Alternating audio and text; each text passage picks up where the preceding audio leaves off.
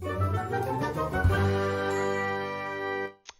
you guys, it's Badger here. Today we're gonna have a look at this little tool, which is a recorder for audio, basically. And it is having 128 gigs, which is great. So you can actually get quite a bit on here.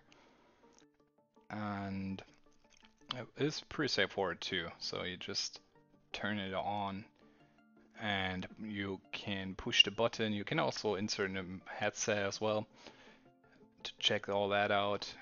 And let's try to focus here. It's not doing a good job today. Okay.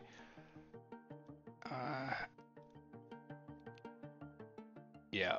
Anyway, it's just a digital recorder, and it's pretty straightforward. You have a power button. You turn it on. It starts doing its thing. It's gonna save everything up.